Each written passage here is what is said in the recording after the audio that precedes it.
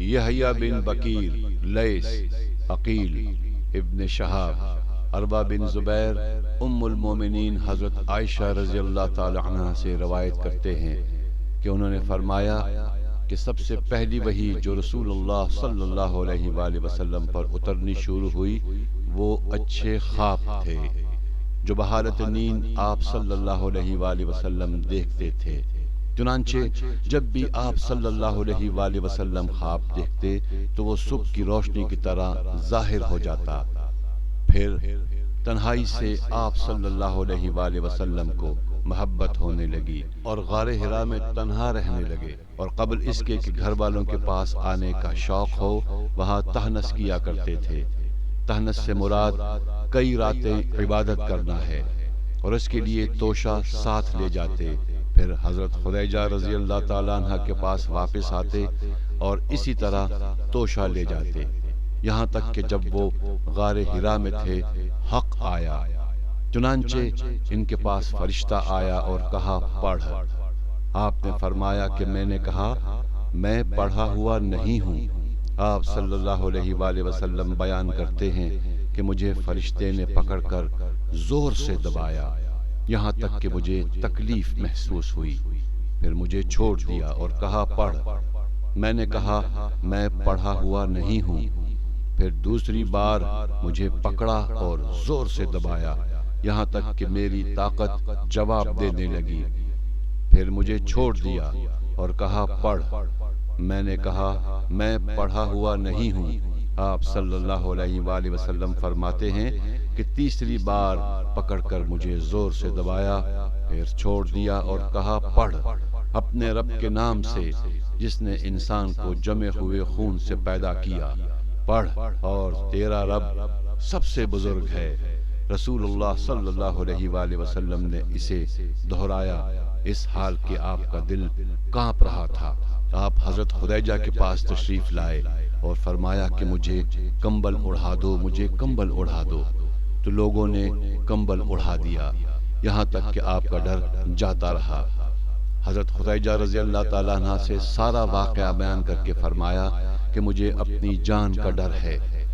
حضرت خدیجہ نے کہا کہ ہرگز نہیں، خدا کی قسم اللہ تعالیٰ آپ صلی اللہ علیہ وآلہ وسلم کو کبھی بھی رسوا نہیں کرے گا۔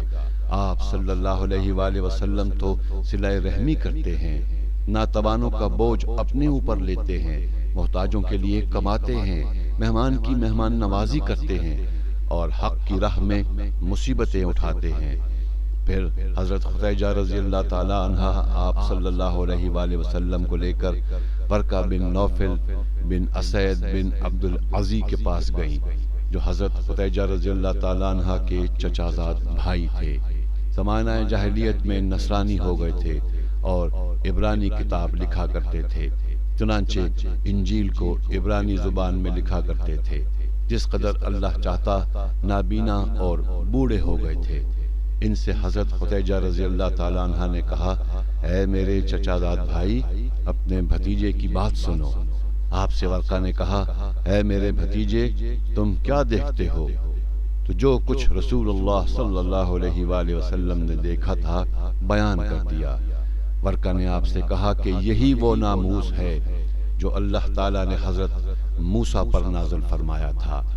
کاش میں نوجوان ہوتا، کاش میں اس وقت تک زندہ رہتا جب تمہاری قوم تمہیں نکال دے گی۔ تو رسول اللہ صلی اللہ علیہ وآلہ وسلم نے فرمایا کیا وہ مجھے نکال دیں گے؟ ورقہ نے جواب دیا ہاں، جو چیز تو لے کر آیا ہے اسی طرح کی چیز جو بھی لے کر آیا اس سے دشمنی کی گئی۔ اگر میں تیرا زمانہ پاؤں تو میں تیری پوری مدد کروں گا۔ پھر زیادہ زمانہ نہیں گزرا کہ ورقہ کا انتقال ہو گیا اور وحی کا آنا کچھ دنوں کے لیے بند ہو گیا۔ ابن شہاب نے کہا کہ مجھ سے ابو سلمہ بن عبد الرحمن نے بیان کیا کہ جابر بن عبداللہ انصاری وحی کے رکنے کی حدیث بیان کر رہے تھے، تو اس حدیث میں بیان کیا گیا کہ آن حضرت صلی اللہ علیہ وآلہ وسلم بیان فرما رہے تھے کہ ایک بار میں جا رہا تھا تو آسمان سے ایک آواز سنی، نظر اٹھا کر دیکھا تو وہی فرشتہ تھا جو میرے پاس حرا میں آیا تھا۔ آسمان و زمین کے درمیان کرسی پر بیٹھا ہوا تھا۔ مجھ پر روب طاری ہو گیا اور واپس لوٹ کر میں نے کہا مجھے کمبل اڑا دو، مجھے کمبل اڑا دو۔ تو اللہ تعالیٰ نے یہ آیت نازل فرمائی، اے کمبل اوڑھنے والے اٹھ اور لوگوں کو ڈر اور اپنے رب کی بڑائی بیان کر اور اپنے کپڑے کو پاک رکھ اور ناپاکی کو چھوڑ دے۔ پھر وحی کا سلسلہ گرم ہو گیا اور لگاتار آنے لگی۔ عبداللہ بن یوسف اور ابو صالح نے اس کے مطابق حدیث بیان کی ہے اور ہلال بن رواد نے زہری سے مطابقت کی ہے۔ یونس اور معمر نے فوادہ کی جگہ بوادرہ بیان کیا ہے۔